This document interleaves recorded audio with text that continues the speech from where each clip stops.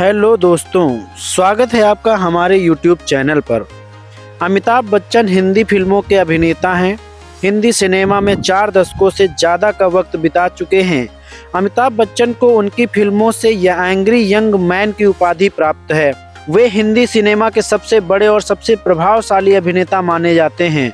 उन्हें लोग सदी के महानायक के तौर पर भी जानते हैं और प्यार से बिग बी शहंशाह भी कहते हैं। सदी के इस महानायक ने भी राजनीति में अपनी किस्मत आजमाई थी। वे राजीव गांधी के करीबी दोस्त थे, इसीलिए उन्होंने कांग्रेस पार्टी ज्वाइन की थी और इलाहाबाद से देश 8वें आम आदमी चुनाव में ताकतवर नेता एचएन बहुगुणा को हराया था।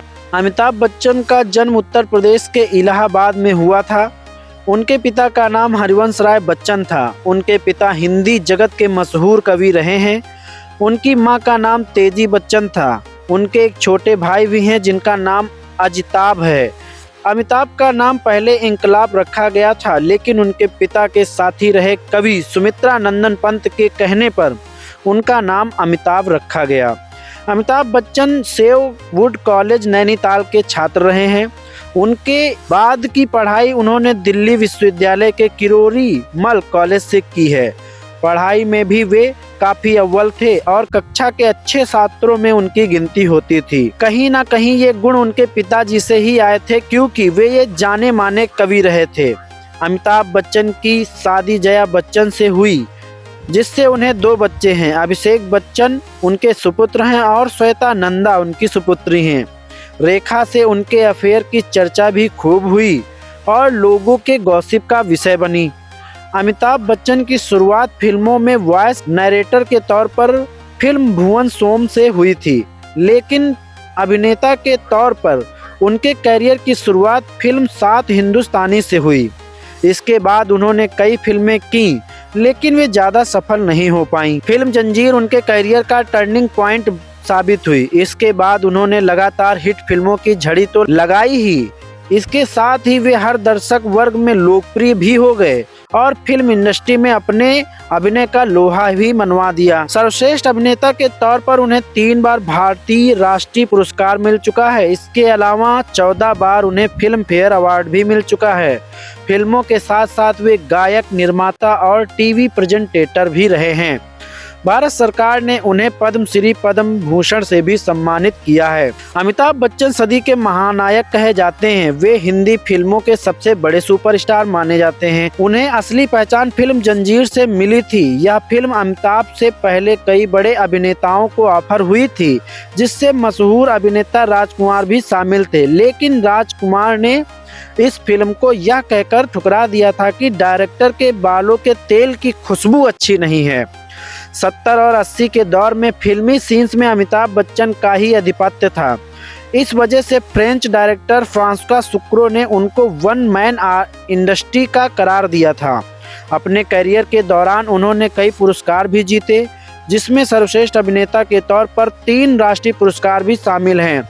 इंटरनेशनल फिल्म फेस्टिवल और राष्ट्रीय अवार्ड समारोह में उन्हें कई पुरस्कारों से सम्मानित किया जा चुका है। उन्हें फिल्म फेयर में सबसे ज़्यादा 39 बार नामांकित किया जा चुका है।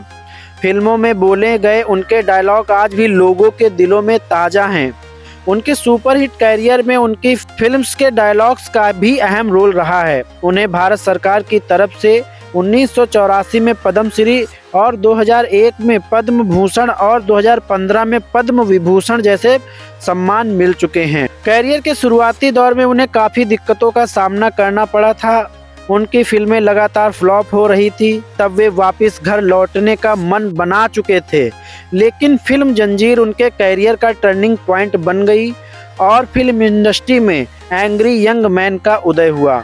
आज जिस अमिताभ बच्चन के आवाज़ की पूरी दुनिया कायल है, एक समय था जब उनकी आवाज़ उनके कैरियर में रोड़ा बन गई थी और उन्हें नकार दिया गया था, लेकिन बाद में उनकी आवाज़ ही उनकी ताकत बनी और उनकी आवाज़ औरों से काफ़ी जुदा और भारी थी। इसी वजह से उन्हें कई दर्शकों, निर्देशकों ने कई फिल्मों में अपनी कहानी को नैरेट करवाया था।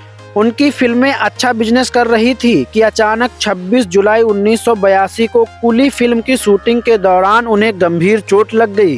दरअसल फिल्म के एक सीन दृश्य में अभिनेता पुनीत इस्सर को अमिताभ को मुक्का मारना था और उन्हें मेज से टकराकर जमीन पर गिरना था, लेकिन जैसे ही वे मेज की तरफ कूदे, मेज का कोना उनकी आंतों में लग गया, जिसकी वजह से उनका काफ़ी खून बह गया और स्थिति इतनी गंभीर हो गई कि ऐसा लगने लगा था कि वे मौत के करीब हैं, लेकिन लोगों की दुआओं की वजह से सब ठीक रहा। कुली में लगी चोट के बाद उन्हें लगा कि वे अब फिल्में नहीं कर पाएंगे और उन्होंने अपने पैर राजनीति में भी बढ़ा दिए। उन्होंने 8वें लोकसभा चुनाव में इलाहाबाद क्षेत्र से पूर्व मुख्यमंत्री एच.एन. बहुगुणा को काफ़ी ज़्यादा वोटों से हराया। राजनीति में ज़्यादा दिन वे नहीं टिक सके और उन्होंने फिल्मों को ही अपने लिए उचित समझा।